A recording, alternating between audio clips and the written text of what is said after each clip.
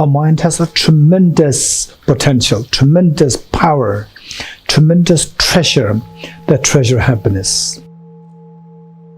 Sometimes we feel so low, sometimes we feel so dejected, sometimes we feel so happy, other times we feel so empty, hollow, gloomy. This is the reality, that this is what a mind feels. Under such situation, your friends, your parents, your brothers, sisters, they may feel that, okay, you are now going through a very low phase of your life. They will try to take you away and go to some, good place. But your mind does not find the peace and happiness. Is that happens? And it's not easy to deal with that. So for that matter, we need to learn analytical meditation and single-pointed meditation. We need to learn these two things. And finally, we should be able to find the remedy within yourself.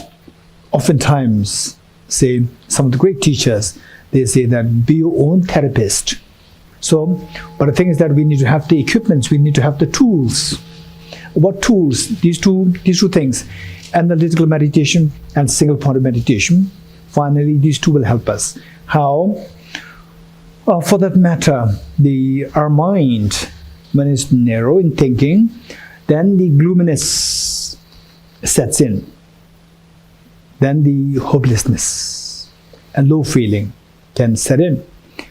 Whereas your mind is very broad and say the love and affection, then your mind will feel the lightness there. So this is how the psychology works. So given that this is the reality of a mind, so see, this mind eventually, we should make it like a very bright light. Finally, all our problems, they are rooted to the ignorance, misperception of the reality. With ignorance, you don't see the reality. In dark, you don't see what is around you. So ignorance is like darkness. It is only through lighting a candle, lighting a lamp, that the darkness can be eradicated. Likewise, it is only through introducing the light of the wisdom, the light of the knowledge, that the darkness of ignorance can be eradicated. So therefore, we need to ignite the light of the wisdom. So this light should have two attributes. One is that this light should be very bright, because if the light is very faint, feeble, it doesn't really serve the purpose. The light must be very bright. Number one. Then even if the light is there, so we should make sure that the light is very steady. So the same light should have two qualities, that it should be very bright and it should be steady. Likewise, the light of the wisdom that we are going to build, that we are going to introduce, this light must have two facets. One is it must be very bright and sharp, and number two, that it should be very steady. So the sharpness has to be built by the analytical meditation, and the steadiness will be built by the single-pointed meditation or the calm abiding practice, calm abiding meditation. So for that matter, we need the two things. Every time you study something sensible, you read something sensible, physics, mathematics, or commerce, or the business, whatever, you read something sensible written by brilliant thinkers, you are sharpening your mind. And the Buddha Shakyamuni was one of the greatest thinkers of the world for all these millennia. So his thoughts, if you can learn from him, it'll help us to sharpen our intelligence, sharpen our wisdom. And then meanwhile, we also have to learn this single-pointed meditation to stabilize, to make this mind steady.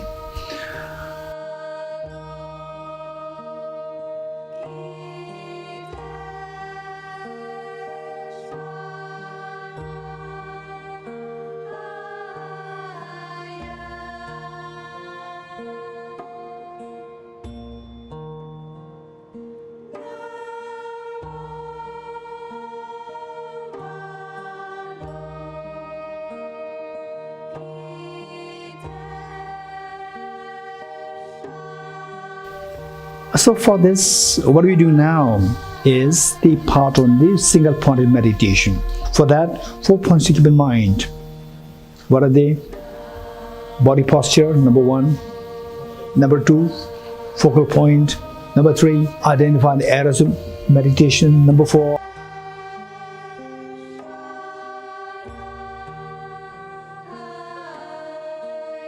the body posture. Cross leg would be wonderful. The left foot on your right leg and the right foot on your left leg. Try. And if it pains you, then again let it go. Relax.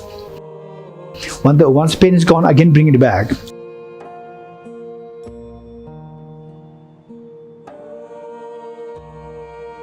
Then number 2 is the body posture. Body posture upright. You should not be bent like this. Sit upright. This is extremely important. Sit upright. Meanwhile, body should be flexible. It should not be rigid.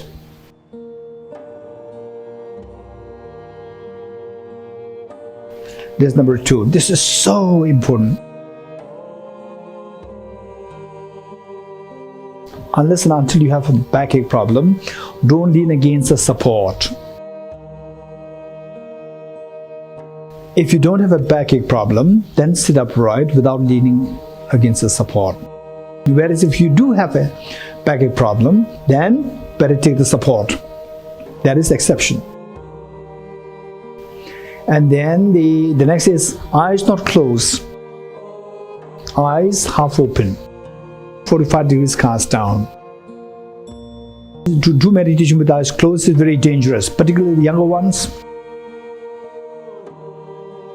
Make sure that you begin your meditation with, you learn your meditation with eyes open, not closed.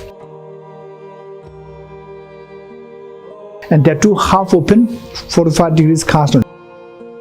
So naturally half open. That when the moment we keep our eyes closed, our mind will feel being foggy. Just try it. Close eyes. Again, open it. Observe the difference. One, you can feel a little lightness. The moment you close eyes, you feel the fogginess. Fogginess is the laxity. So that laxity is the hindrance. Now the tip of the tongue should touch the upper palate to avoid excessive accumulation of saliva in the mouth.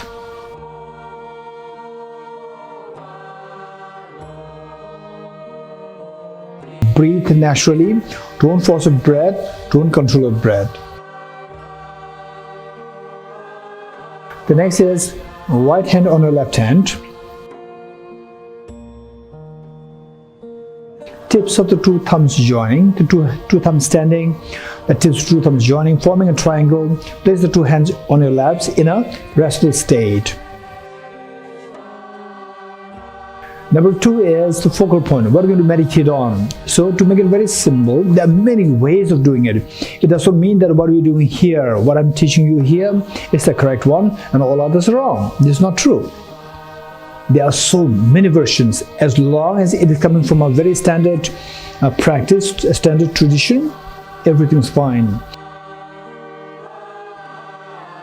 The focal point number 2 is two things happening. 1, the breath.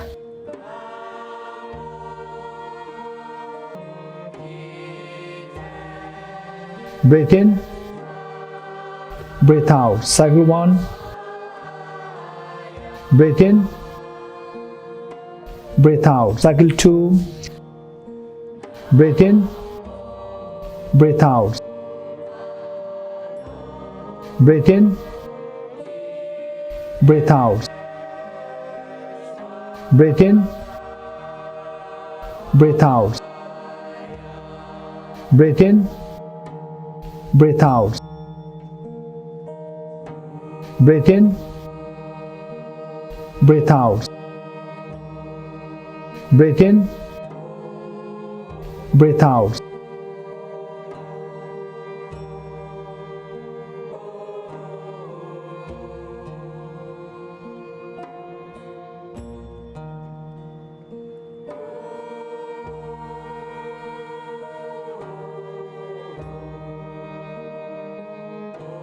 If you're competent, if you think that you want to do you take a greater challenge, then alongside the count of the breath, you can do the visualization of the tiny dot, tiny white dot, 1 mm or 2 mm in diameter between nose and upper lip. Okay, touch the spot between nose and upper lip. Without looking at the way you are touching, simply feel it. Do you feel it? Do you feel something? Okay, when you say yes, your mind is talking.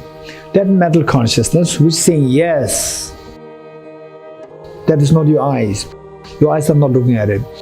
That mental consciousness which is aware that you are feeling something, that mental consciousness is going to be employed to meditate. That mental consciousness which says yes, I'm feeling, that mind is going to meditate, not your eyes. So getting your eyes just 45 degrees cast down and leave it there. Then if you're very competent, then these two things will happen simultaneously, multitasking. One is counting the breath, simultaneously visualizing the tiny dot between nose and the upper lip. So these two things happen simultaneously. And in the process, if you feel that doing both the things is very difficult, with the best of your attempt for like 1 week, then go for just the breath. Either just the breath or just the white dot. Now for some people, white dot is difficult to visualize. If you find it very difficult to visualize, then you go for the breath. Then the number 3, identify the errors of meditation. Errors there are 2. Excitement and mental laxity.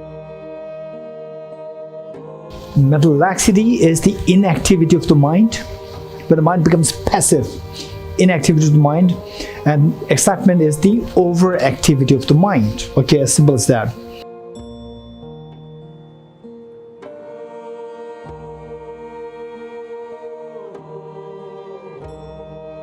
Applying the remedies to overcome the errors.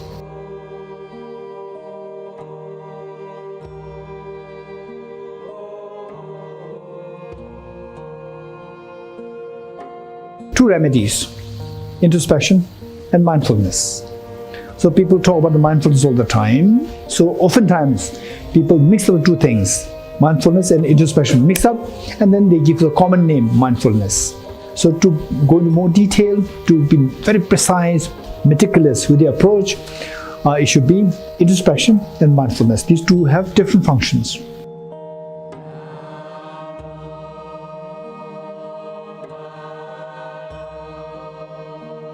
Introspection is to keep an eye, is to spy on your own mind, to see what your mind is doing. That is the introspection.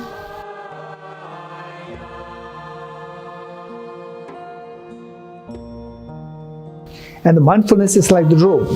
Bring the mind back to the intended object of the meditation. Once you identify that your mind is sleeping, your mind is in an excited state, then you bring the mind back to the intended object.